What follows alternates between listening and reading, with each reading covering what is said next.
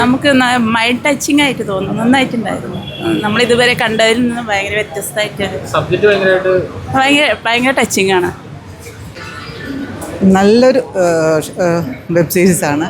എല്ലാവരും നന്നായിട്ട് അഭിനയിച്ചിട്ടുണ്ട്.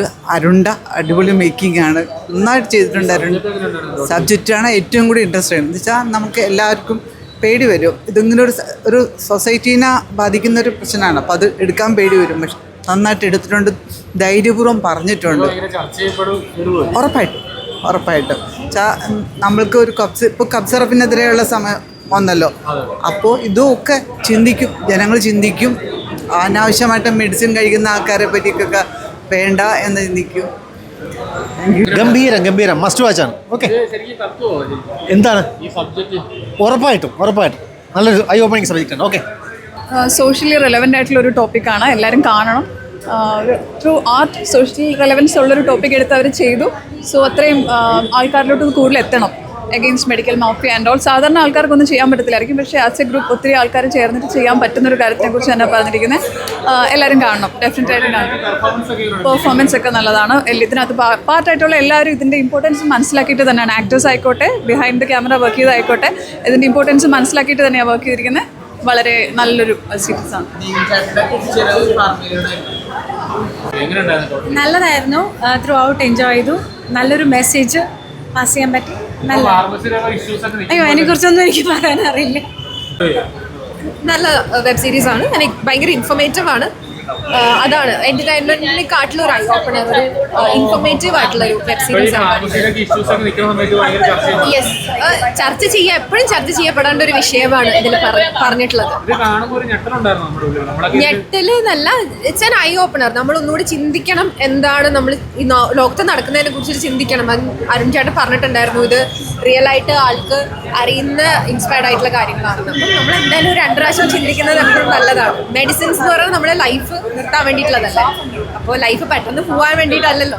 സോ എപ്പോഴും ചിന്തിക്കും. സബ്ജക്റ്റ് ഇത്രയും കണ്ടംപററി എന്നല്ല, കാലാകാലങ്ങളായിട്ട് മെഡിക്കൽ ഇൻഡസ്ട്രിയിൽ നമുക്കറിയാം ഒരു മനുഷ്യൻ ഏറ്റവും കൂടുതൽ കാശ് സ്പെൻഡ് ചെയ്യുന്നത് മെഡിസിൻസ് വേണ്ടിയിട്ടാണ്, കാശ് നോക്കാതെ സ്പെൻഡ് ചെയ്യുന്നത് മെഡിസിൻസ് വേണ്ടിയിട്ടാണ്.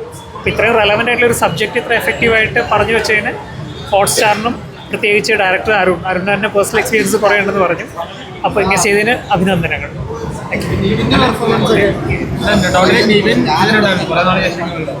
നിവിൻ നന്നായിട്ടുണ്ടായിരുന്നു. നിവിൻ്റെ ആരാധകനാണ് ഞാനും. നിവിൻ്റെ ഓരോ സിനിമകൾ കാണുമ്പോഴും as a performer he's doing a real good job. നന്നായിട്ടുണ്ടായിരുന്നു. It's a very interesting plot. വളരെ റിയൽ ലൈഫായിട്ട് ചേർന്ന് നിൽക്കുന്ന ഒരു പ്ലോട്ടാണ്.